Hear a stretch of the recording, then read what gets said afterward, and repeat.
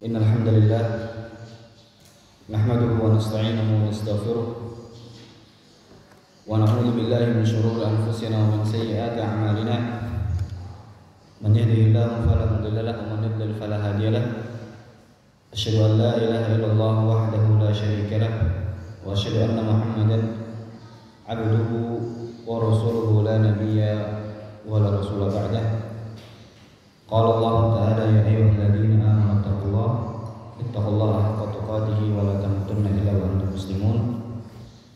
Wa qala ta'ala ya ayyuhan nasu ittaqu rabbakum alladzi khalaqakum min nafsin wahidah wa khalaqa minha zawjaha wa batha minhuma rijalan katsiran wa nisaa'a wattaqullaha alladzi tasaaluna bihi wal arham innallaha kana 'alaykum raqiba. Wa qala ta'ala ya ayyuhalladzina amanu ittaqullaha wa qulu qawlan sadida yuslih lakum a'malakum wa yaghfir lakum dhunubakum wa man yuti'illaha wa rasulahu faqad faza fawzan 'azima. Amma ba'd, fa inna asdaqal hadithi kitabullah wa khairal huda huda Muhammadin sallallahu alaihi wasallam wa syarrul umuri muhdatsatuha fa inna kulla muhdatsatin bid'ah wa kulla bid'atin dhalalah wa kulla dhalalatin fin nar. Atau kama qala Rasulullah sallallahu alaihi wasallam. Teman-teman sekalian, kita bersyukur kepada Allah Subhanahu wa taala yang masih banyak memberikan sekali nikmat kepada kita. Di antaranya adalah nikmat Islam dan nikmat iman, yang dengan keduanya seorang hamba itu bisa masuk ke dalam surga Allah. Karena tidaklah seseorang bisa masuk surga kecuali dia harus tidaknya seorang muslim atau mukmin. Dan agama yang diterima oleh Allah Subhanahu wa taala satu-satunya adalah agama Islam. Inna dina indallahi Islam. Maka kita bersyukur kepada Allah Subhanahu wa taala yang telah memberikan nikmat Islam itu kepada kita secara cuma-cuma. Kita dilahirkan dari orang tua yang muslim, dari keluarga yang muslim, bahkan mungkin kebanyakan tetangga kita muslim, di negara yang mayoritas muslim. Itu adalah nikmat yang begitu besar. Secara tidak langsung Allah ingin mengabarkan kepada kita bahwa Anda ini kalau seandainya istiqamah di atas keislaman dan keimanan, kamu akan masuk ke dalam surga. Yaitu adalah nikmat yang besar. Kalau seandainya kita istiqamah di atas Islam dan keimanan, maka kita akan masuk ke dalam surga. Makanya Allah Subhanahu wa taala mengatakan kepada kita, ya ayyuhalladzina amanu taqullaha haqqa tuqatih wa la tamutunna illa wa antum muslimun. Dan janganlah kalian wafat wa la tamutunna illa. Dan janganlah kalian benar-benar wafat kecuali dalam keadaan muslim. Karena seseorang ketika wafat dalam keadaan muslim, dia pasti dijamin surga.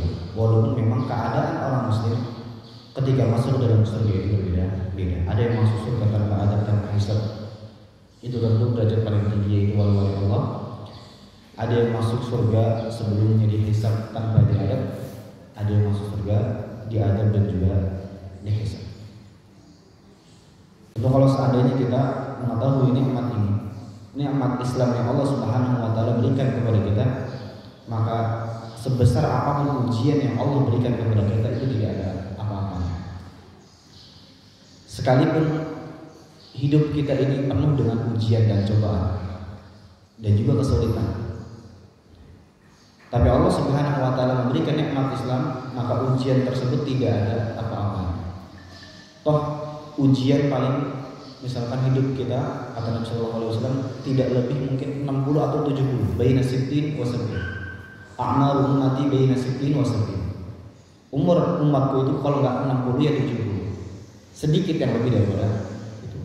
Kalau seandainya kita diuji oleh Allah, hidup kita diuji terus, ya, isinya susah ya. Tapi Allah memberikan nikmat Islam, maka itu sudah cukup. Karena Allah Subhanahu wa taala akan menggantinya dengan surga yang nikmatnya seberapa lama? Selama-lamanya. Makanya ada perumpamaan dari hadis Nabi sallallahu alaihi wasallam akan nikmat surga. Ada seseorang yang dia mukmin, cuman dahulunya hidupnya susah terus. Kayak nggak ada enaknya gitu. Mungkin hidupnya miskin, tetangganya begini dan begitu, pekerjaannya sudah dan lain sebagainya. Hidupnya penuh dengan ujian. Akhirnya dia dicelup ke dalam surga sedetik saja, sekejap saja. Lalu ditanya, apakah kamu sudah merasakan kesusahan? Kata dia tidak. Jadi dia baru sejenak masuk ke dalam surga, seluruh ujian yang dia alami selama masa hidupnya itu sudah hilang. Jadi kalau seandainya kita pahami hakikat nikmat Islam, nikmat iman ini, maka niscaya seberat apapun ujian yang kita alami itu akan mudah kita lewati. Oleh karena itu, ya, seorang khatib sering sekali menasihati kita untuk bersyukur akan nikmat Islam, akan nikmat iman. Karena demikian, begitu besarnya nikmat Islam dan nikmat iman yang Allah Subhanahu wa taala berikan kepada kita. Kemudian setelah kita tahu akan nikmat Islam ini, maka itu menjadi dorongan bagi kita untuk mempelajari agama Islam dan menjadi motivasi kepada kita agar mengkokohkan keislaman ini di dalam hati kita. Kita tidak ingin setelah mengetahui nikmat Islam, mengetahui tauhid, mentauhidkan Allah Subhanahu wa taala, kemudian Islam itu hilang begitu saja. Nikmat Islam, nikmat tauhid ini hilang dari diri kita. Makanya Syekh Muhammad bin Abdul Wahab mengatakan, kalau seandainya seseorang ini sudah paham akan tauhid, sudah paham akan nikmat Islam, akan nikmat tauhid, maka dia akan mengetahui dua hal. Yang pertama, bersyukur akan nikmat tauhid tersebut, dan yang kedua adalah takut kalau seandainya nikmat tauhid itu atau nikmat Islam itu dicabut dari dirinya. Karena konsekuensinya sangat besar. Kalau seandainya seorang keluar dari agama Islam, pasti dia masuk dalam. Maka di antara bentuk kita mengokohkan keislaman kita agar Islam ini senantiasa bersemayam di hati kita, kokoh dalam hati kita, adalah dengan menguatkan tauhid atau akidah kita, dengan mempelajari akidah. Dan insyaallah pada kesempatan kali ini kita akan mempelajari di antara pembelajaran akidah. Ya, al-aqidah as-sahihah wa mawdu'uha, akidah yang benar dan apa-apa yang menyimpang dari akidah yang sahih. Adapun pada pertemuan kali ini kita akan membahas ataupun melanjutkan dari nawaqidul Islam, pembatal keislaman. Dari poin ke-5 sampai poin ke-10. Yang mana poin pertama sampai poin ke-5 itu sudah dibahas oleh Ustaz sebelumnya, Ustaz Fadil hafizahullah taala, dan pada kesempatan kali ini kita akan melanjutkan dari poin ke-6 sampai poin ke-10. Kenapa kita harus mempelajari hal-hal yang dapat membatal keislaman? Ya, kita kembali kepada yang tadi. Ketika kita sudah tahu nikmat tauhid, nikmat Islam, pasti kita juga takut kalau seandainya nikmat Islam itu dicabut. Atau kita takut kalau seandainya kita melakukan sebuah perbuatan yang kita anggap benar atau kita anggap biasa saja, ternyata perbuatan tersebut dapat mengeluarkan dia dari agama Islam. Ya, maka ini sangat berbahaya sekali. Makanya ada seorang sahabat yang dia ini sering bertanya kepada Nabi SAW akan sesuatu yang buruk. Biasanya sahabat bertanya kepada Nabi amalan-amalan saja yang mendapatkan pahala dan lain sebagainya. Tapi sahabat ini dia bertanya akan sesuatu yang buruk agar dia hindari. Dia mengatakan araftu syarra la li syarri walakin li tawaqqihi wa man lam ya'rif syarra min al-khairi yaqfi. Saya bertanya kepada Nabi sesuatu yang buruk, atau saya mengetahui sesuatu yang buruk, la li syarra. Araftu syarra la li syarri. Saya mengetahui yang buruk bukan untuk melakukan sesuatu yang buruk, walakin li tawaqqihi, tapi agar saya terjaga dari yang buruk itu, agar saya tidak melakukan hal-hal yang buruk itu. Wa man lam ya'rif syarra min al-khairi yaqfi. Barang siapa yang tidak tahu hal-hal yang buruk dari kebaikan, maka dia akan bisa terjerumus kepada hal yang buruk itu. Maka kita mempelajari nawaqidul Islam, hal-hal amalan-amalan yang dapat membatalkan Islam, agar kita bisa menghindari dari amalan-amalan tersebut. Salawat dan salam kepada baginda Nabi kita Muhammad SAW, kepada seluruh keluarga beliau, kepada seluruh sahabat beliau, kepada seluruh pengikutnya hingga hari kiamat. Di sini kita akan membaca dari sebuah matan yang dikarang oleh Syekh Muhammad Abdul Wahab dari poin ke-6 sampai poin ke-10, yang mana saya banyak mengambil faedah dari syarah Syekh Shalih bin Fauzan Al-Fauzan. Semoga apa yang bisa disampaikan ini dan dijelaskan nantinya bisa bermanfaat bagi diri kita semua. Amin ya rabbal alamin. Qala al-mu'allif rahimahullah, Syekh Muhammad bin Abdul Wahhab al-mu'allif rahimahullah, al-khamis atau as-sadis, man istahza'a bi syai'in min din Rasul sallallahu alaihi wasallam aw thawabihi aw iqabihi kafar. Wa dalilu qawluhu ta'ala qul abillahi wa ayatihi wa rasulihi kuntum tastahzi'un la ta'tadiru qad kafartum ba'da iman.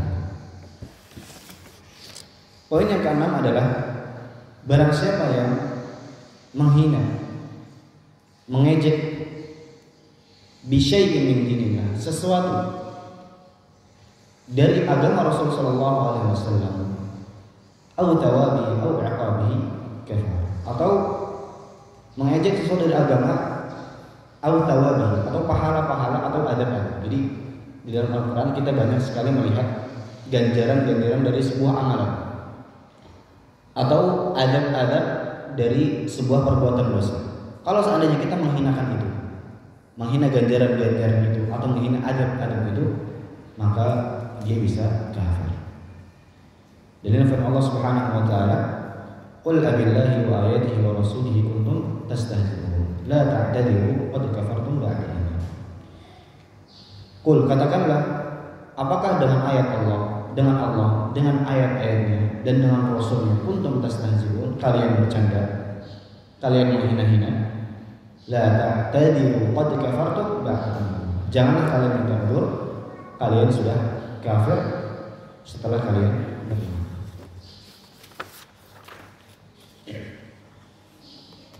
Mungkin untuk memudahkan saya sedikit mengulang saja poin 1 sampai poin ke-5-nya, baru nanti kita lanjutkan pada poin ke-6. Ada 10, ya di sini ada 10 nawaqidul Islam, 10 yang dapat membatalkan Islam. Yang pertama adalah syirik fi ibadatillah, syirik terhadap ibadah kepada Allah Subhanahu wa taala. Kemudian yang kedua, man ja'ala bainahu wa bainallahi wasa'ita yad'uuhum wa yas'aluhum syafa'ah wa yatawakkalu 'alaihim faqad kafara ijma'an. Barang siapa yang menjadikan antara dia dan Allah sebagai perantara, yang menjadikan sesuatu sebagai perantara dan meminta syafaat, maka dia telah kafir. Mungkin menjadikan ahli kubur sebagai perantara, sebagai wasilah, atau meminta syafaat, maka dia telah kafir. Itu yang kedua. Yang ketiga, man lam yukaffiril musyrikin aw syakka fi kufrihim aw sahhaha madhhabahu kafir.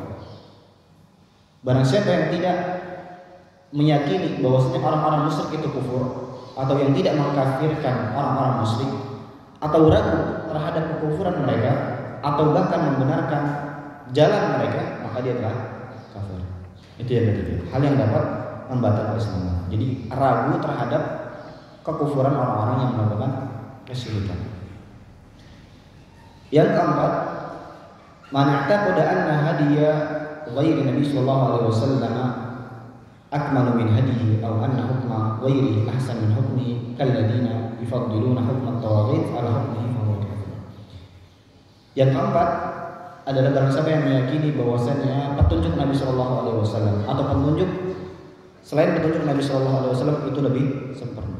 Jadi dia meyakini selain petunjuk Nabi SAW itu lebih sempurna dibandingkan petunjuk Nabi SAW, atau hukum selain hukum Islam itu lebih sempurna, lebih baik, ya maka dia telah.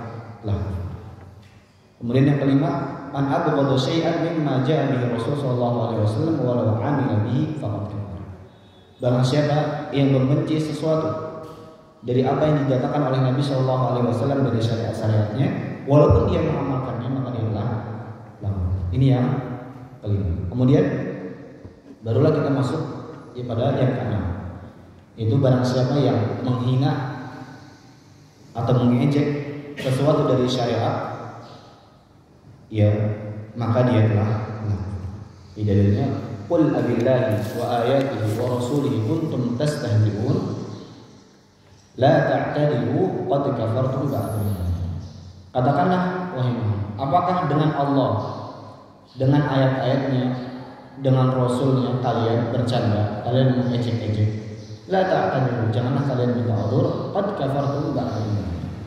Kalian telah kafir setelah kalian beriman. Ayat ini ada sebab nuzulnya, ada sebab turunnya ayat ini. Disebutkan dalam sebuah hadis yang maknanya adalah suatu saat ada seseorang ketika kaum muslimin pada zaman Nabi SAW pergi berperang dalam perang Tabuk. Kemudian biasa orang-orang itu ngumpul sesuai dengan majelis-majelisnya, sesuai dengan tongkrongan-tongkrongannya. Kemudian ketika itu ada sebuah majelis, yaitu sebuah tongkrongan, ada seseorang yang bernama, atau ada seseorang yang dia berbicara di tengah obrolan tersebut. Lalu dia mengatakan, ma ra'ayna mithla qurra'ina haula arghubuna wa la aqdabu al-sinan wa la ajmalu inda Allah. Dia mengatakan, kami tidak pernah melihat orang-orang yang seperti mereka, yang mereka itu perutnya buncit, kemudian lisannya paling dusta, dan orangnya paling bodoh. Mereka ini orang ini menunjuk pada Nabi SAW dan juga para sahabatnya. Dia mengatakan dalam majelis itu, saya tidak pernah melihat seseorang yang lebih buncit perutnya, kemudian lebih bohong perkataannya, dan lebih bodoh akalnya dibandingkan mereka, yaitu para sahabat dan Nabi SAW. Kemudian di majelis itu ternyata ada seorang pemuda dari Ansar yang bernama Auf ibn Malik.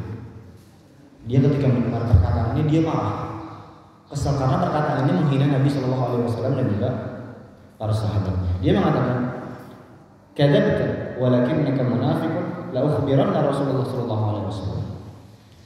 Kamu telah dusta, ya bohong kamu, akan tetapi kamu itu adalah orang munafik. Maka saya benar-benar akan mengabarkan ini kepada Nabi SAW. Jadi sahabat tadi ketika mendengar orang ini yang menghina para sahabat dan menghina Nabi SAW, dia marah.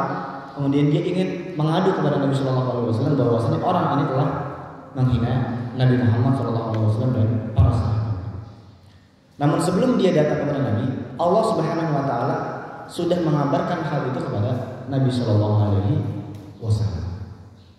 Ya, Allah sudah mengabarkan Nabi SAW akan kisah ini. Jadi ketika sahabat ini datang kepada Nabi, Nabi sudah tahu. Lalu Nabi SAW pergi dari tempat duduknya, kemudian menaiki tunggangannya. Akhirnya barulah turun ayat ini. Qul abillahi wa ayatihi wa rasulihi kuntum tastahzi'un la ta'tadiru qad kafartum ba'da imanikum. Orang tadi yang menghina Nabi SAW itu meminta maaf kepada Nabi SAW, memohon kepada Nabi SAW, akan tetapi dibalas oleh Nabi SAW dengan ayat ini, la ta'tadiru qad kafartum ba'da iman. Janganlah kalian minta udzur, qad kafartum ba'da iman. Kalian telah kafir setelah kalian beriman. Ini menunjukkan bahwasanya orang tadi bukanlah orang munafik. Orang yang menghina Nabi sallallahu alaihi wasallam dan sahabatnya tadi bukan orang munafik. Dia bercanda, dia sebelumnya beriman, namun karena perkataan itu yang menghina Nabi sallallahu alaihi wasallam akhirnya dia kufur. Karena dalam ayat ini, qad kafartum ba'da imanikum. Kalian telah kafir setelah kalian beriman. Hal ini mengajarkan kepada kita bahwasanya perkataan seseorang kalau seandainya itu unsurnya adalah menghina Rasulullah SAW atau sahabatnya, itu dapat mengeluarkannya dari agama Islam. Perkataan bisa mengeluarkan seseorang dari agama Islam. Syekh Shalih Al Fauzan mengatakan, "Wa dalla 'ala anna man istahza'a billah aw bi rasulihi aw bima ja'a 'an Allah wa rasulihi sallallahu alaihi wasallam annahu yakfuru ba'da imanihi wa yartaddu 'an al-Islam wa hadha mahallu syai'in."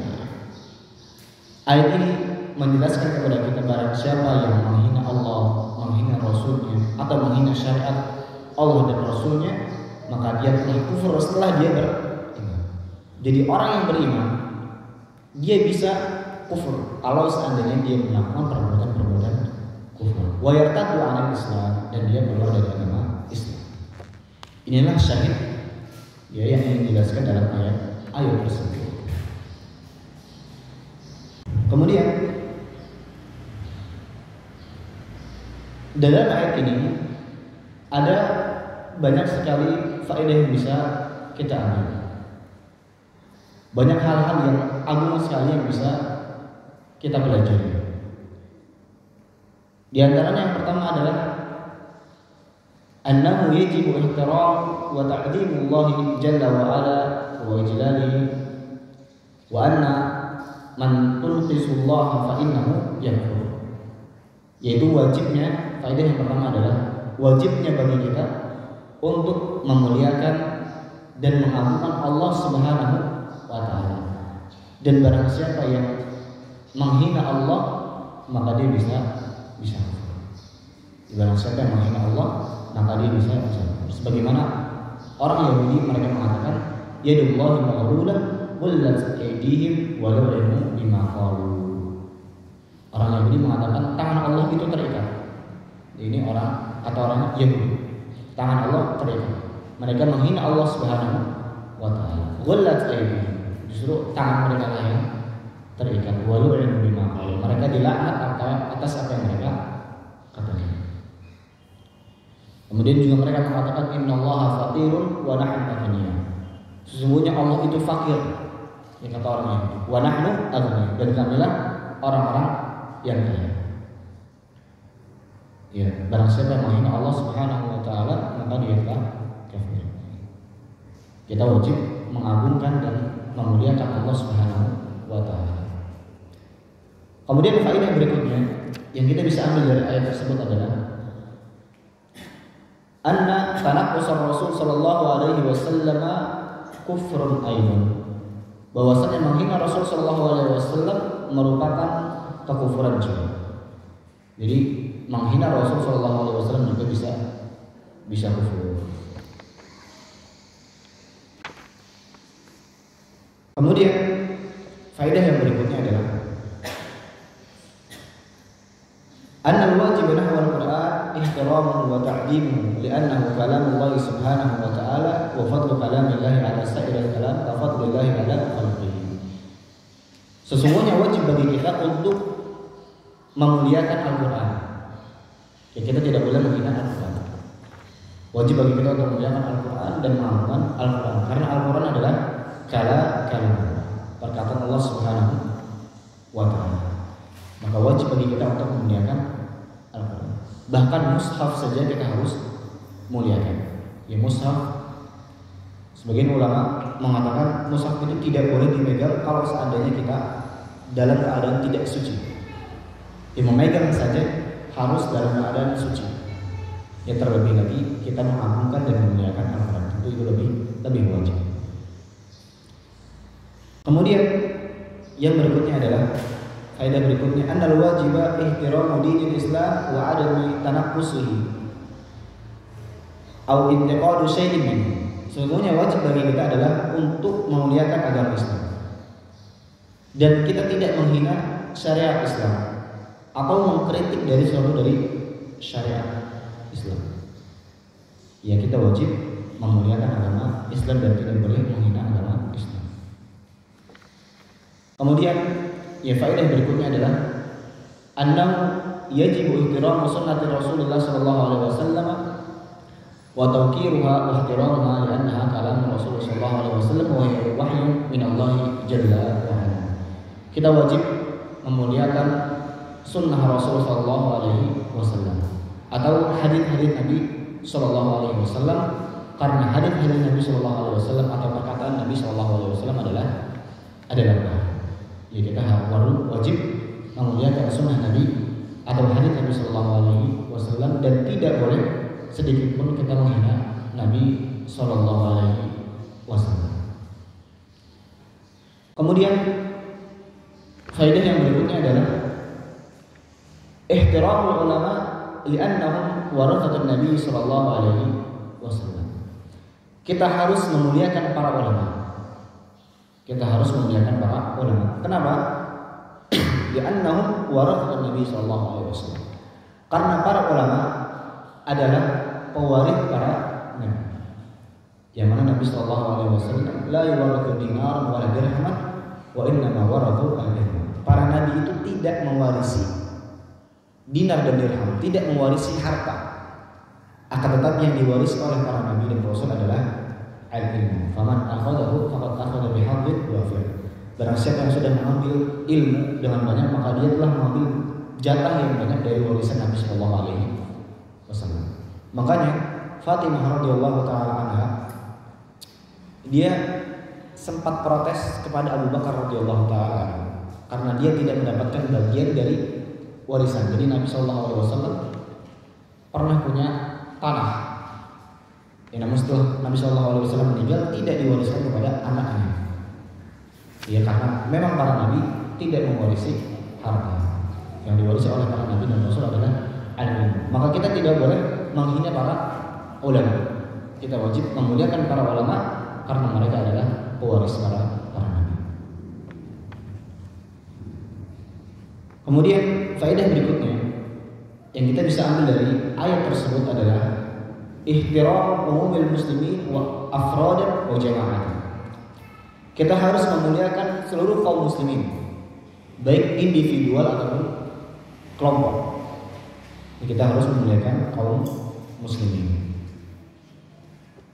Kemudian faedah berikutnya, minal ajabi anna alladhi takallama fil majlisi wahidun wallahu a'lamu al-hukm faqala billahi wa ayatihi wa rasulihi kuntum tastajibun. Yang kita harus perhatikan dalam ayat tadi, bahwasanya yang menghina para sahabat dan menghina Nabi sallallahu alaihi wasallam itu cuma satu orang saja. Jadi yang menghina tadi cuma satu orang, tapi yang dihukumi kufur adalah yang duduk di majlis itu. Ya, yang dihukumi kufur dalam ayat ini qad kafartum, kamu telah kufur. Bukan qad kafarta, bukan kamu telah kufur, tapi kalian. Berarti yang duduk di majlis ini telah kufur. Ya memang dikecualikan tadi sahabat Nabi sallallahu alaihi wasallam yang bernama Auf bin Malik karena dia mengingkari perkataan tadi. Jadi, kalau seandainya kita duduk di majlis yang di dalamnya ada kekufuran atau menghina para sahabat, menghina Nabi sallallahu alaihi wasallam, lalu kita ridho atau kita diam saja, maka kita masuk kepada lingkaran kekufuran itu. Karena dalam ayat ini yang dihukumi kufur bukan orang yang menghina saja, tapi yang semua yang duduk di majlis itu.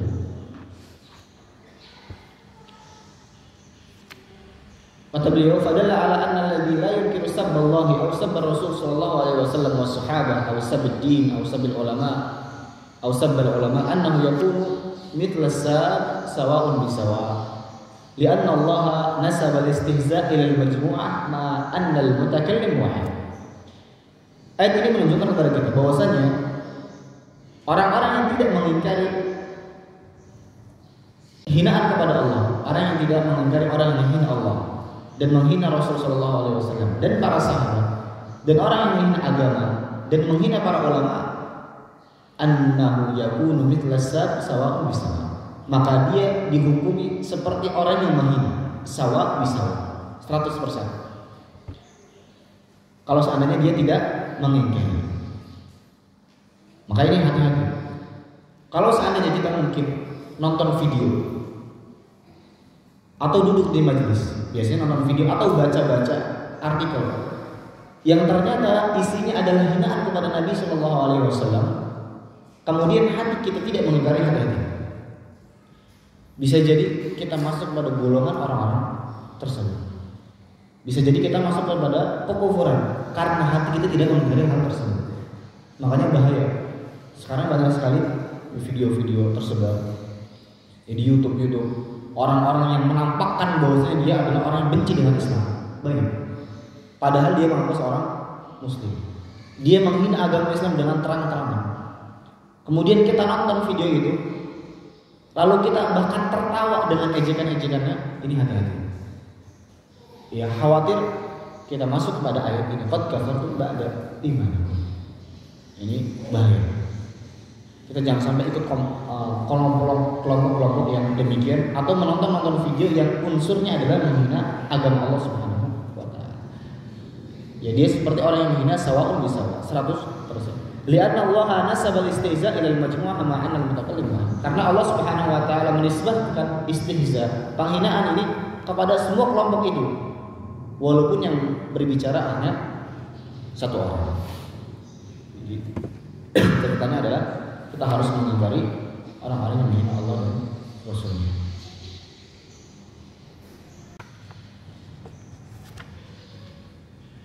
Kemudian beliau di sini membahas ada sebuah permasalahan yang mungkin sering terjadi di tengah masyarakat kita. Sebagian mereka ada yang mengatakan nattahidu fi ma bainana walau kana bainana quburiyun aw syi'iyyun min ajli an nuqawima ilhad.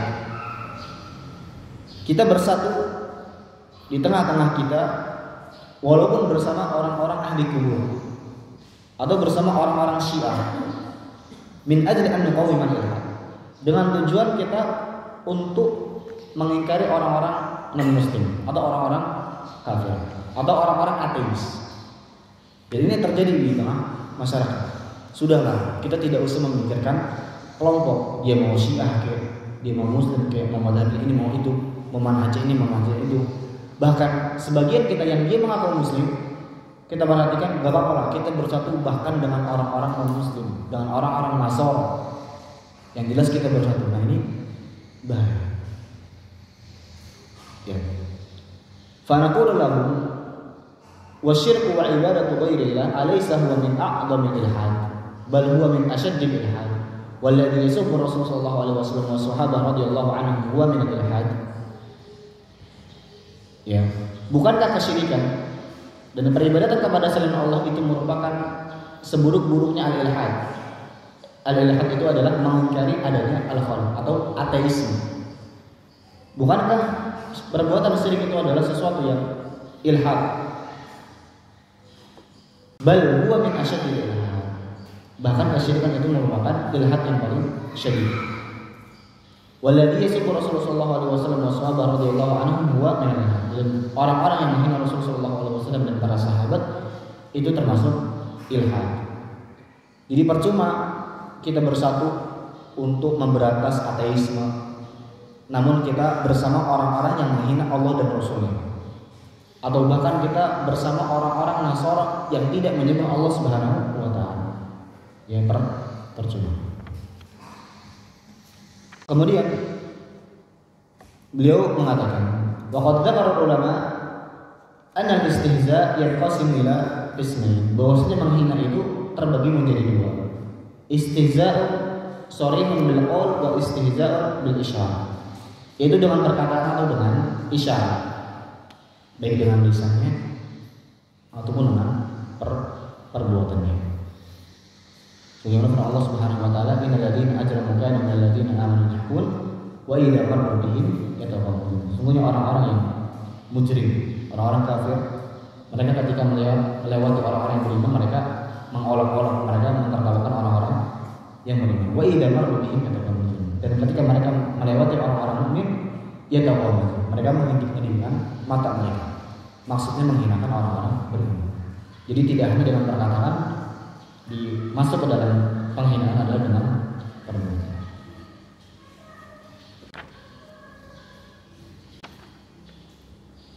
Wa 'alal muslim an yatanabbaha li hadhihi al-umur wa yajtaniba al-kalam as-sayyi wa la siyama al-kalam fi umur asy-syar'i wa ahli asy-syar'i wal ulama wa an yahfidha lisanahu qala ta'ala ma yalfidu min qawlin illa ladayhi raqibun atid.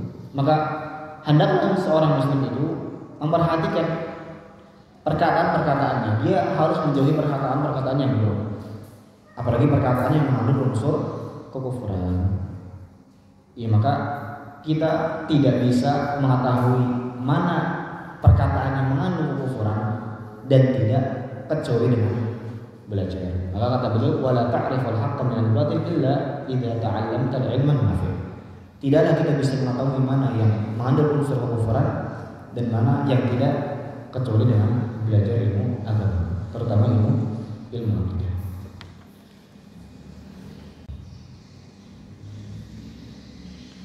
Kemudian faedah berikutnya, faedah yang ke-9.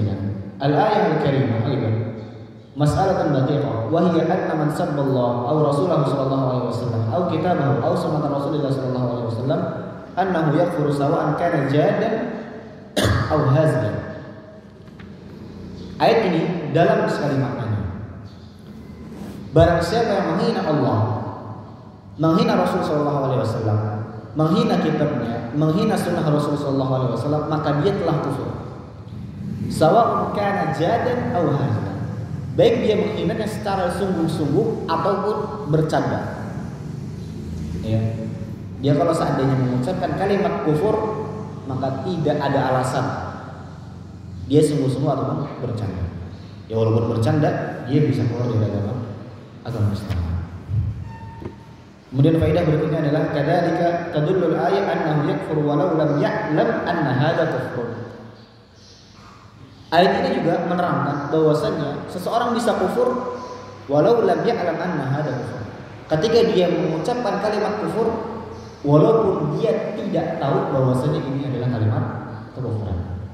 Dia bisa kufur keluar dari agama Islam walaupun dengan kejahilan. Maka ini pentingnya ilmu.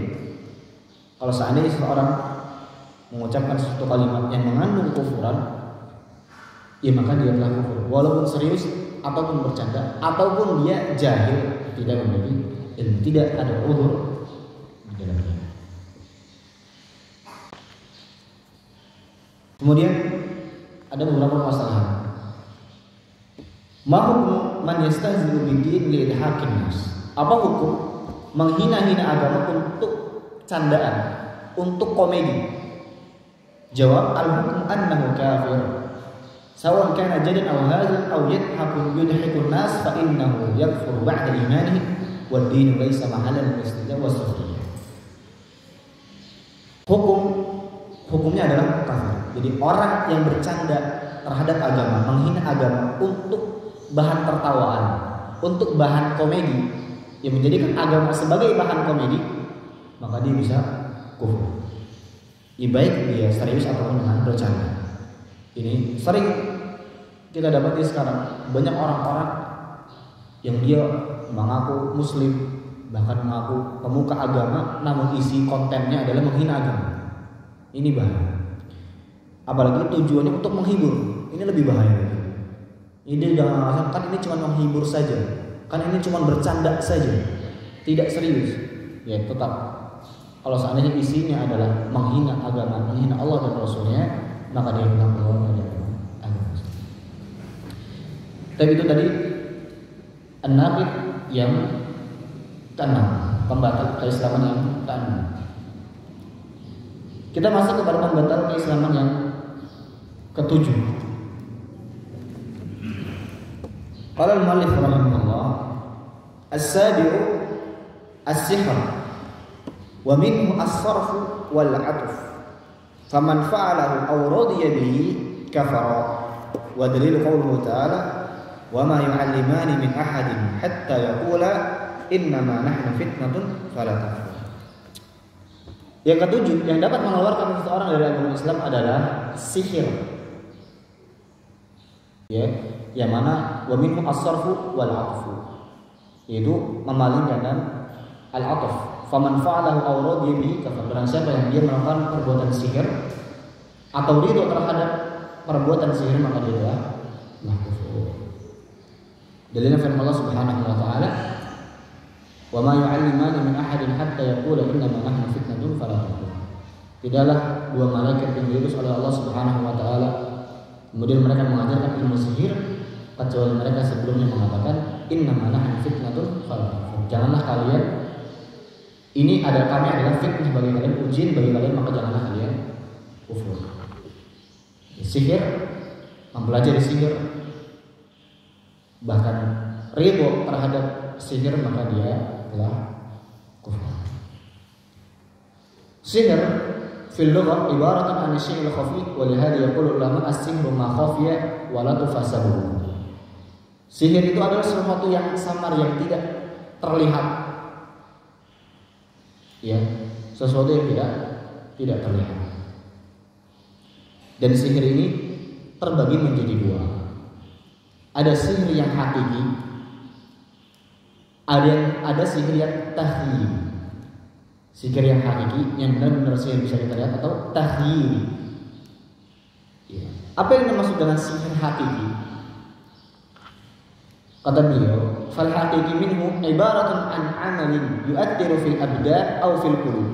Yu'athiru fil abdan bil maradi aw bil mauti aw yu'athiru fil fikri bi an yukhayyala ila insani annahu fa'ala syai'an wa huwa lam yaf'alhu. Sihir yang hakiki ini seperti contohnya adalah perbuatan-perbuatan yang dapat berhubungan dengan badan atau dapat mempengaruhi tubuh atau yang dapat mempengaruhi hati. Contohnya, sihir yang dapat membuat orang itu sakit. Ada sihir-sihir yang dapat membuat orang itu sakit. Atau bahkan sihir yang dapat membuat orang itu bisa meninggal dunia. Ada. Ini sihir yang hakiki. Atau sihir yang mempengaruhi pikiran. Jadi dia seakan-akan melakukan sesuatu padahal tidak melakukan sesuatu. Ya, ini disebut dengan sihir yang hakiki. Itu dapat berpengaruh pada tubuh kita atau hati kita.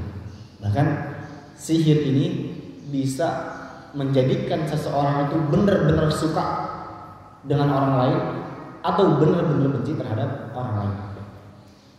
Makanya kita sering dapati ya mungkin di pasar-pasar ini ada jimat. Kalau seandainya kita pakai ini adalah pelet biar cewek yang kita suka sama kita. Ya, ini sihir yang hakiki. Atau sihir yang dapat memisahkan pasangan. Jadi pasangan suami istri disihir kemudian mereka berdua saling membenci. Dan ini terjadi. Dan saya punya saudara dari istri saya. Pamannya ini disihir. Dia benci terhadap istrinya, benar-benar benci. Kalau lihat tuh benar-benar benci. Karena faktor sihir. Benar-benar sihir ini nyata.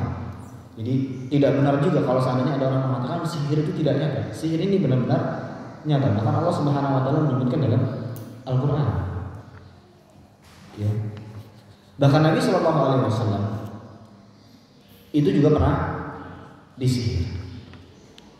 Ya, yang mana sihir Nabi Shallallahu alaihi wasallam atau Nabi Shallallahu alaihi wasallam pernah disihir dengan sihir yang tahyil. Maka jenis yang kedua adalah sihir tahyil, khayalan saja, cuman istilahnya memanipulasi penglihatan saja. Ya, makanya tahyili pengertiannya adalah ma yu'athiru fil absar wal antar fatara syai'a ala khilafi ma huwa alaihi. Sesuatu yang dapat mempengaruhi penglihatan atau yang dapat memanipulasi penglihatan kita. Ini disebut dengan sihir tahyil. Jadi Nabi Shallallahu alaihi wasallam dahulu pernah disihir oleh orang Yahudi yang bernama Labid ibn al-Aqsam. Jadi seakan-akan Nabi Shallallahu alaihi wasallam ini melakukan sesuatu, namun ternyata dia tidak melakukan sesuatu. Jadi Nabi Shallallahu alaihi wasallam juga seorang manusia, dan ini mengabarkan kepada kita, dan Allah Subhanahu wa taala ingin mengabarkan kepada kita bahwa Nabi Shallallahu alaihi wasallam juga sebagai manusia biasa. Ya, lalu akhirnya Allah Subhanahu wa taala mengutus Jibril alaihissalam untuk mengambil buhul ya yang ada di sebuah sumur. Ya, akhirnya Jibril alaihissalam mengambil buku tersebut lalu membacakan surat Al-Falaq. Lalu setelah itu Nabi SAW sembuh. Barulah setelah itu Nabi SAW mengutus sahabatnya untuk mengambil buku tersebut, mengecek orang yang mensihir Nabi SAW. Akan tetapi Nabi SAW tidak membunuh orang Yahudi ini, orang yang telah mensihir Nabi SAW ini, karena takut fitnah. Karena ketika itu kaum muslimin dan orang Yahudi telah menjalin hubungan perjanjian. Jadi tidak mungkin Nabi SAW membunuh dia.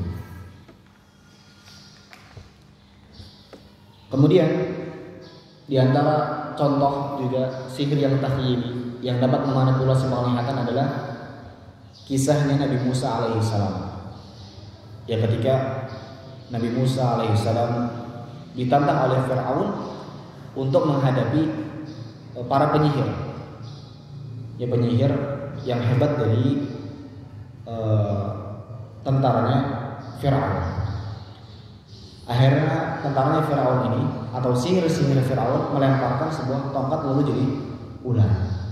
Ya, itu sebenarnya tidak jadi ular, hanya saja penglihatan kita yang dimanipulasi, seakan-akan kita melihat ular. Lalu Allah Subhanahu wa taala mengatakan kepada Nabi Musa, lemparlah tongkatmu, kemudian tongkat itu menjadi ular yang begitu besar yang dapat menyingkirkan ular-ular tersebut.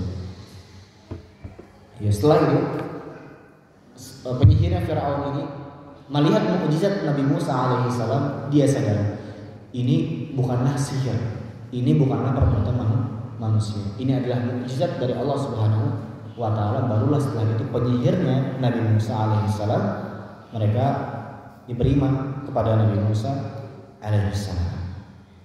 Jadi sihir ini adalah perbuatan manusia yang bisa dipelajari. Jadi benar-benar sihir ini bisa dipelajari. Makanya Allah Subhanahu wa taala mengatakan, "Wattaba'u ma tatlu syayatin 'ala mulki Sulaiman wa ma kafara Sulaiman, walakinna syayatin kafaru yu'allimuna an-nasa as-sihr." Jadi orang-orang mereka berdalil akan perbuatan sihir itu dengan kisahnya Nabi Sulaiman alaihissalam. Kita tahu bahwasanya Nabi Sulaiman ini tidak hanya menguasai banyak pasukan dari manusia, bahkan beliau punya pasukan dari jin.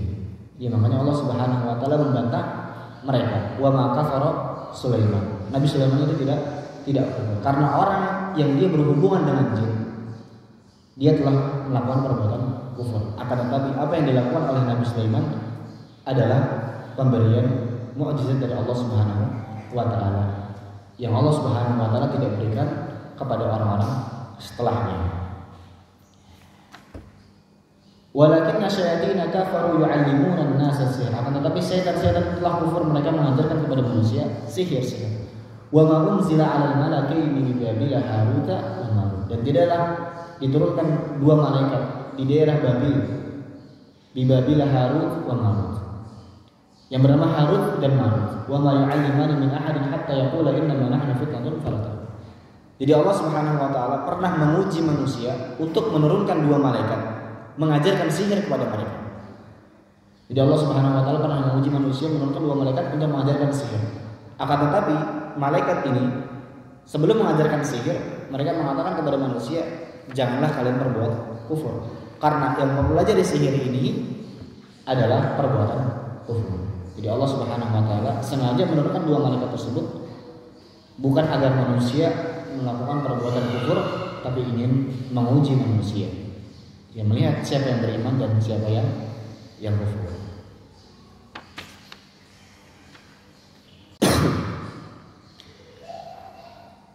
Kemudian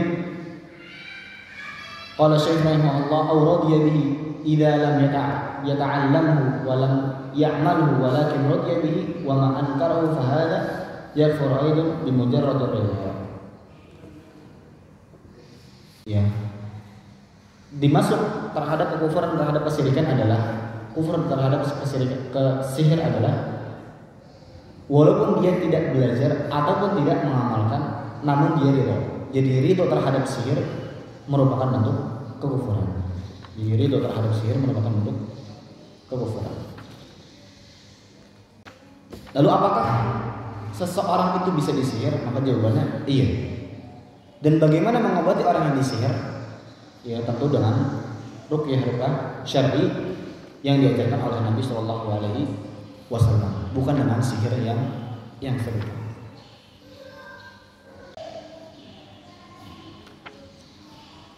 Itulah tadi pembatal keislaman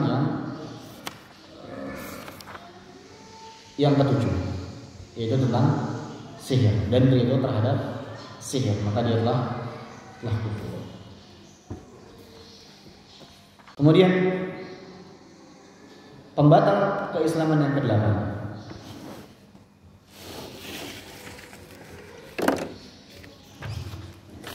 qala al-muallif rahimahullah at-thamin mudaharatul musyrikin wa mu'awanatuhum 'alal muslimin.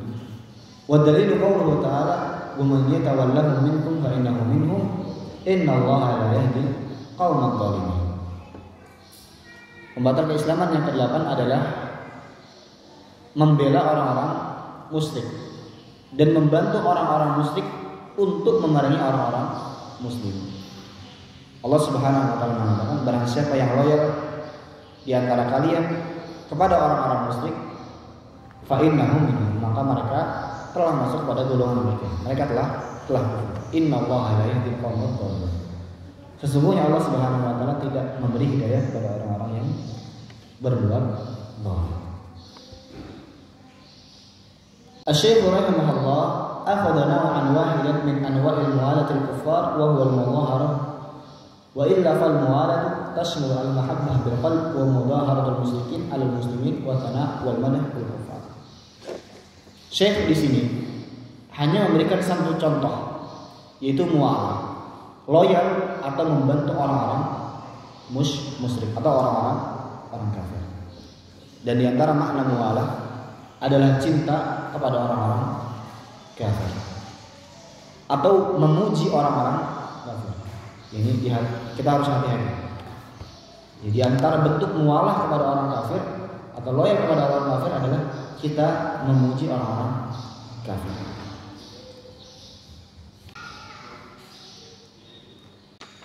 Dan Allah Subhanahu wa taala mengatakan, ya tidaklah engkau dapati orang-orang beriman itu mereka mencintai orang-orang kafir.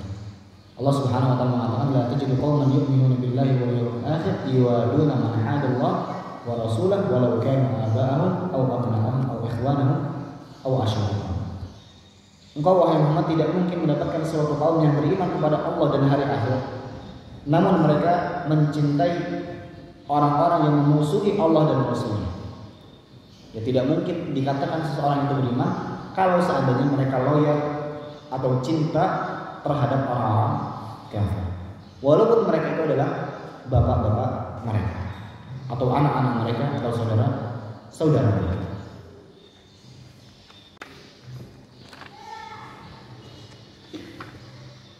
Lalu terkait dengan berhubungan dengan orang kafir, di situ ada beberapa permasalahan.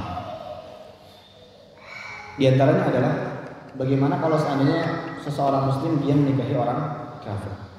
Kalau seandainya seorang muslimah menikahi orang non muslim maka mutlak tidak boleh. Namun kalau seandainya seorang muslim dia laki-laki menikahi orang non muslim, maka dia diperbolehkan kalau seandainya orang non muslim itu adalah ahli kitab, yaitu orang-orang Nasara dan orang-orang Yahudi. Namun kalau seandainya perempuan menikahi orang non muslim itu jelas tidak boleh. Kemudian mukafa'atul kuffar idza ahsanu ilaina la mahabbata lahum wa inna ma nukafiruhum ala sunni. Kita memberikan hadiah kepada orang kafir atau memberikan ganjaran balasan kepada orang kafir ketika mereka membantu kita, maka ini diperbolehkan. Ya, kita membalas kebaikan orang kafir ini diperbolehkan. Allah Subhanahu wa taala mengatakan, la yanhaqumullahu 'anil ladzina lam yuqatilukum fid din lam yukhrijukum min diyarikum an tabarruhum wa tuqsitu ilaihim innallaha yuhibbul muqsitin. Allah Subhanahu wa taala tidak melarang kalian untuk loyal atau bermuamalah kepada orang non-muslim ketika orang-orang non-muslim itu tidak membunuh kalian dan tidak mengeluarkan kalian dari daerah kalian. Jadi boleh kita bermuamalah baik dengan orang-orang non-muslim atau orang-orang kafir atau membalas kebaikan orang kafir. Kemudian juga al-muamalah dunyawiyah ma'al kufar katabadul tijarat wal manafi' fa hadha amrun mubah. Ia bermuamalah dengan orang kafir terhadap urusan dunia seperti jual beli dan yang lain sebagainya. Juga kita diperbolehkan untuk belajar mengambil istifadah dari orang-orang kafir. Ya ini tentu dalam urusan dunia, ya bukan urusan agama. Kita boleh belajar mungkin di sebuah universitas ternyata dosen itu adalah non muslim misalkan. Atau kita belajar suatu ilmu yang ternyata orang muslim itu tidak ada yang menguasainya. Maka ini diperbolehkan. Bukan belajar agama, karena ada orang belajar agama Islam kepada orang non muslim. Ya. Kita sempat mendengar berita ada orang Hindu atau orang Buddha dia mendapatkan gelar S1 atau S2 pendidikan agama Islam. Nah ini aneh. Aneh lagi kalau seandainya dia jadi dosen agama Islam. Nah ini lebih aneh lagi. Tentu kita tidak boleh belajar kepada mereka. Kemudian perkara berikutnya adalah birrul walidain al kafir, yaitu berbuat baik kepada orang tua yang kafir. Ya tentu ini diperbolehkan.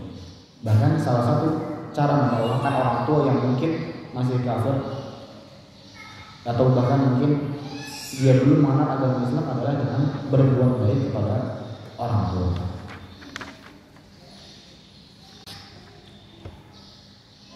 Kemudian apakah kita membenci orang kafir atau memusuhi orang kafir kemudian kita kasar kepada orang kafir?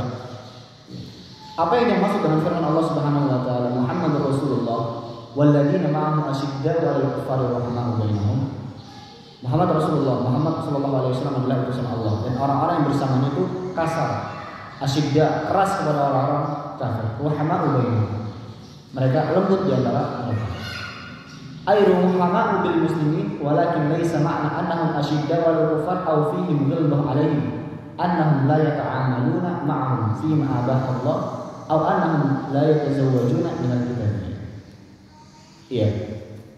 Yang dimaksud dalam ayat ini keras kepada orang-orang kafir bukan berarti kita tidak bermuamalah dengan orang-orang kafir atau dengan orang-orang non-muslim. Kita tetap boleh bermuamalah dengan orang-orang non-muslim selama di dalam permasalahan yang diperbolehkan. Itu tadi pembatal keislaman yang kedelapan, itu loyal dan membantu orang-orang musyrik. Apalagi membantu orang-orang musyrik atau orang-orang kafir dalam membangun ibadah mereka atau dalam peribadatan mereka. Seperti apa? Mengucapkan selamat Natal dan lain sebagainya. Dan mungkin membangun tempat peribadatan mereka tentu ini tidak diperbolehkan. Dan alhamdulillah ya di tempat kita, di kota kita ya, sampai sekarang melarang pendirian tempat peribadatan orang-orang non-muslim atau orang-orang Nasrani atau gereja. Ini perlu kita syukuri. Ya, namun di sana ada orang muslim ya sok-sok dia berargumen dengan kita ini sama-sama orang Indonesia, ya kita ini tidak mengapa satu. Akhirnya mereka membela ya pembangunan gereja tersebut. Tentu ini tidak diperbolehkan. Kemudian pembatal yang berikutnya, pembatal yang ke-9,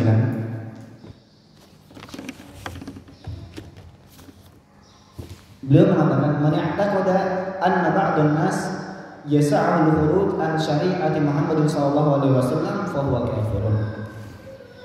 Barang siapa yang meyakini bahwasanya sebagian manusia itu diperbolehkan untuk keluar dari syariat Nabi sallallahu alaihi wasallam. Ya. Jadi barang siapa yang meyakini bahwasanya sebagian manusia atau sebagian orang itu boleh untuk tidak melaksanakan syariat Islam. maka ini dia telah kafir. Allah Subhanahu wa taala mengatakan, "Wa man yabtaghi ghairal islami dinan fala yuqbal minhu wa huwa fil akhirati minal khasirin." Barang siapa yang mencari agama selain agama Islam, maka dia tidak diterima. Wa huwa fil akhirati minal khasirin, dan di akhirat dia telah kafir. Rasul sallallahu alaihi wasallam ketika melihat Umar radhiyallahu taala anhu membawa kertas dari Taurat, kertas saja dari Taurat, Nabi sallallahu alaihi wasallam mengingkari perbuatan Umar tersebut, bahkan kesal dan marah. Wa qala ya ibn al-Khattab law kana akhi Musa hayyan ma wasi'ani illa ittiba'i. Wahai Umar radhiyallahu taala anhu, Nabi sallallahu alaihi wasallam kesal kepada Umar radhiyallahu taala karena Umar membawa selembaran dari Taurat. Kalau seandainya Nabi Musa itu hidup, maka dia harus mengikuti ajaran Nabi Muhammad sallallahu alaihi wasallam. Kalau seandainya Nabi Musa saja hidup atau nabi-nabi terdahulu itu hidup di zaman Nabi sallallahu alaihi wasallam, maka dia harus mengikuti petunjuk Nabi sallallahu alaihi wasallam. Tidak ada seorang pun yang hidup di zaman Nabi sallallahu alaihi wasallam atau menjadi umat Nabi sallallahu alaihi wasallam dia boleh keluar dari syariat Islam. Bahkan Nabi Isa alaihissalam di akhir zaman kelak, ketika beliau turun ke dunia, dia akan mengamalkan syariat-syariat Islam yang diajarkan oleh Nabi sallallahu alaihi wasallam. Dia akan sholat 5 waktu. Dia akan mengamalkan syariat yang diajarkan oleh Nabi sallallahu alaihi wasallam. Tidak seorang pun dibolehkan untuk keluar dari syariat Islam. Lalu kalau seandainya ada orang yang berdalil, bagaimana dengan kisahnya Nabi Khidir dengan Nabi Musa alaihissalam? Kenapa Nabi Khidir dia tidak mengikuti ajaran Nabi Musa? Maka jawabannya adalah Nabi Musa alaihissalam adalah seorang rasul yang Allah utus kepada Bani Israel, tidak kepada seluruh manusia. Adapun Nabi Muhammad SAW itu diutus kepada seluruh manusia dan seluruh umat akhir zaman. Akan tetapi Nabi Musa diutus untuk khusus Bani Israel, dan Khidir ketika itu bukanlah termasuk dari Bani Israel, maka tidak ada keharusan bagi Khidir untuk mengikuti Nabi Musa alaihissalam. Kemudian di antara hal yang masuk kepada bab ini adalah alladzina yaquluna bi faslid din 'anid daulah wa anna ad-din wal ibadat fil masajid wa amal mu'amalat wa ahkamuha wa ahkamus siyasah fa hadhihi la tadkhulu fi din Rasul sallallahu alaihi wasallam. Termasuk dalam bab ini adalah membedakan antara urusan agama dengan urusan negara.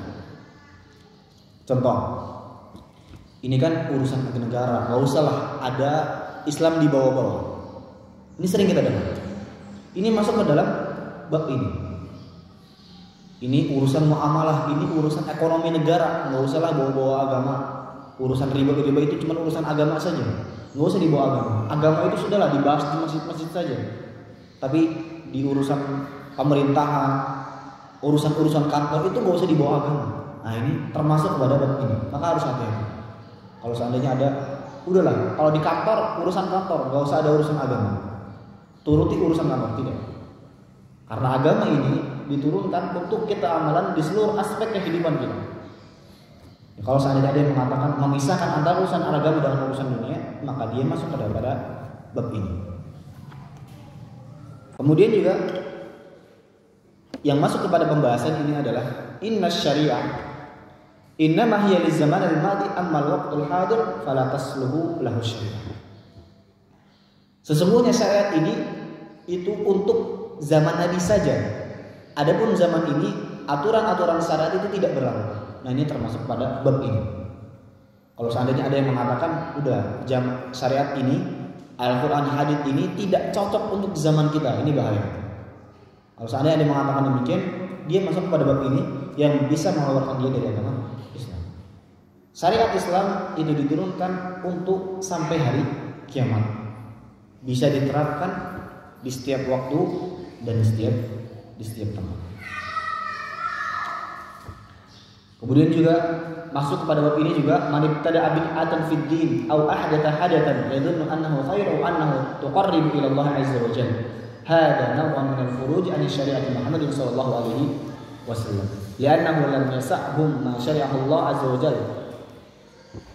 Barang siapa yang melakukan perbuatan-perbuatan bid'ah dalam agama atau membuat perkara-perkara baru dalam agama yang dia sangka itu adalah baik, atau hal tersebut dapat mendekatkan dirinya kepada Allah Subhanahu wa taala, maka itu adalah nau' minal khuruj an syariat Muhammad SAW. Maka itu termasuk sesuatu yang dapat mengeluarkan dia dari syariat Nabi Muhammad SAW. Bisa masuk pada bab ini. Walaupun orang-orang yang melakukan bid'ah ada yang dapat mengeluarkan dia dari agama Islam, ada yang tidak dapat mengeluarkan dari agama Islam.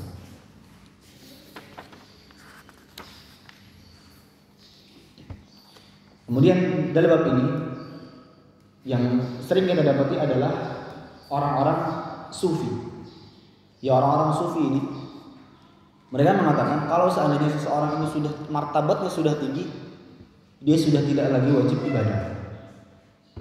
Ya, bahkan dia sudah tidak lagi wajib mengikuti petunjuk Nabi Sallallahu Alaihi Wasallam karena hubungan dia sudah langsung hubungannya dengan Allah Subhanahu wa Ta'ala. Ini sering ya kita dapati dari orang-orang sufi. Bahkan sebagian mereka menjadikan orang-orang yang sudah gila itu sebagai wali.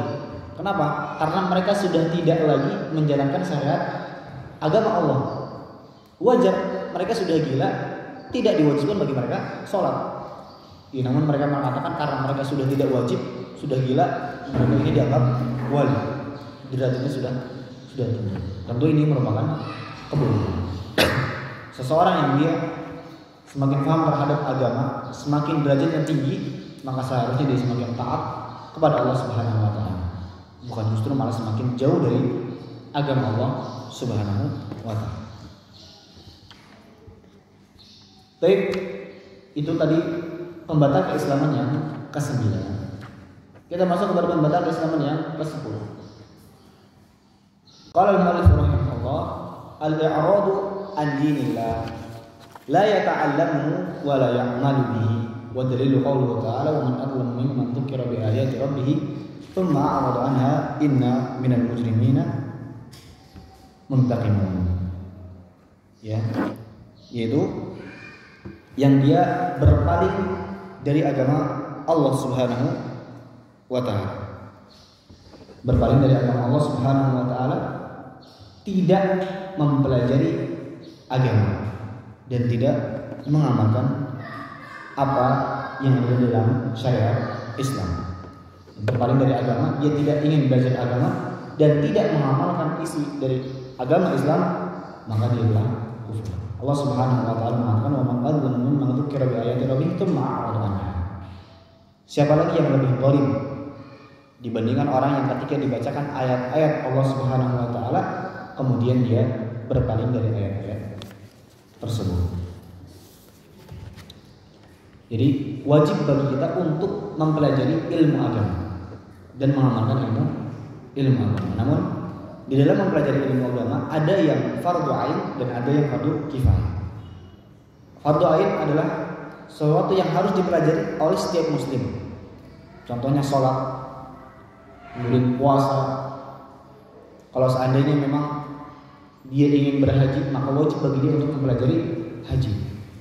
Atau ibadah-ibadah yang wajib yang memang akan dia lakukan, maka wajib bagi dia untuk mempelajarinya. Terlebih mempelajari akidah atau tauhid, maka itu wajib bagi setiap muslim.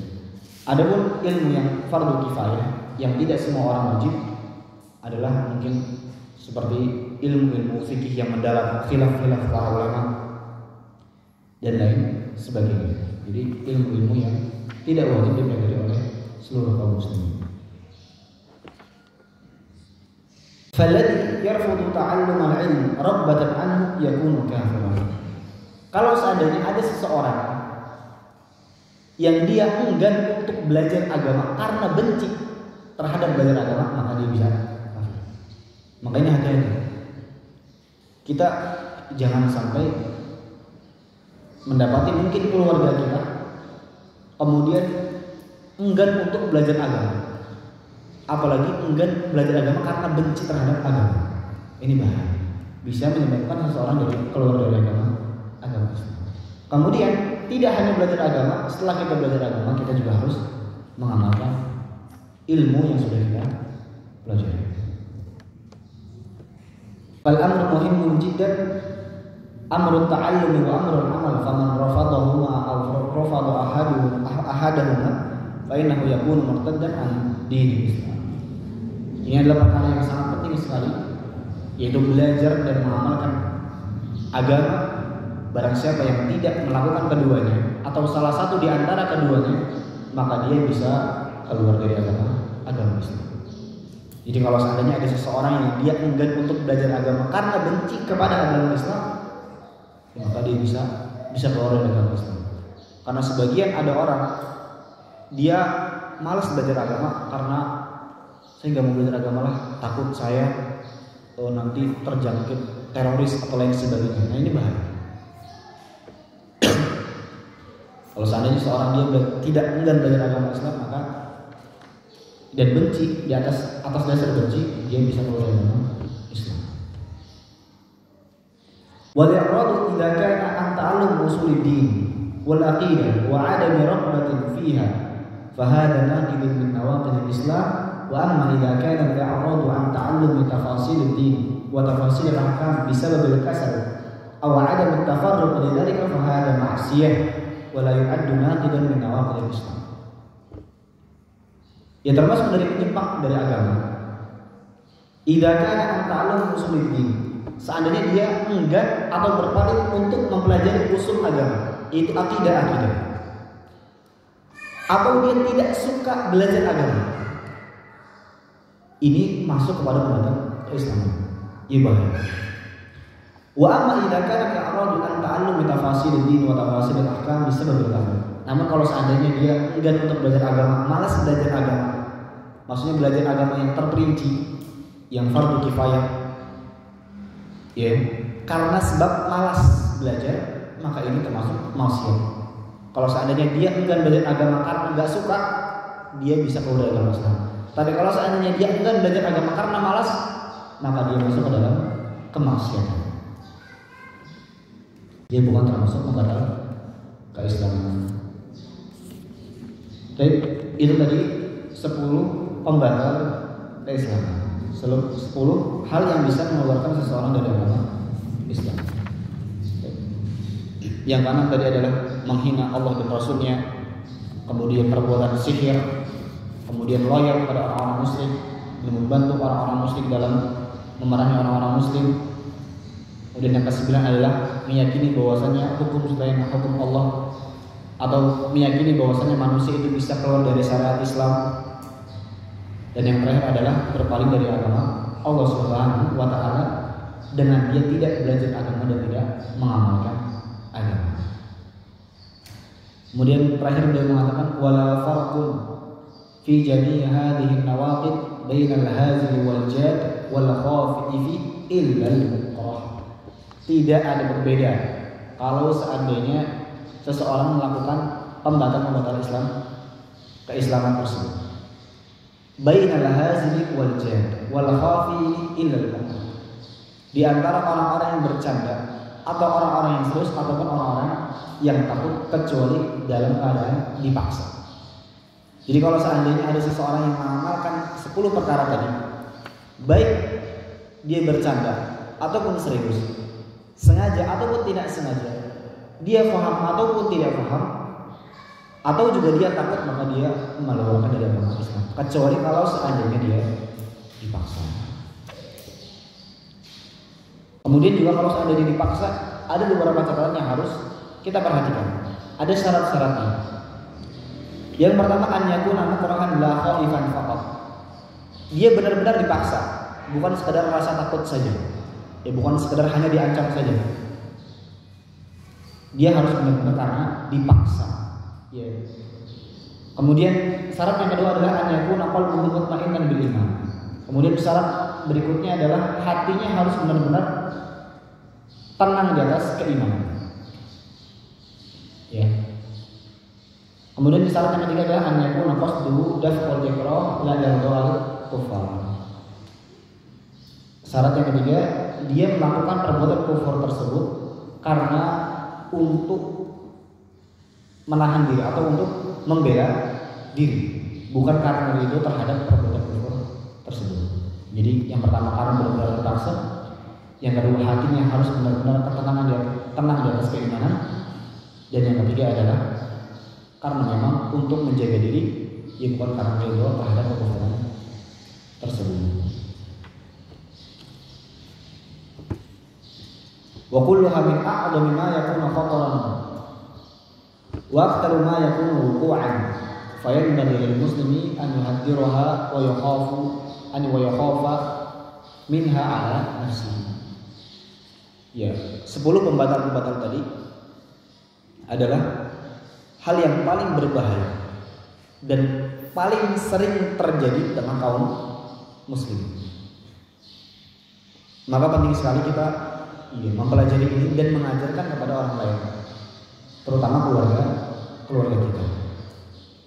Ya, khawatir ternyata melakukan sesuatu yang di dalamnya terdapat unsur kekufuran yang bisa mengeluarkannya dari agama Islam. Fayan dari muslimin an yuhadziraha wa yakhafa minha ala nafsihi.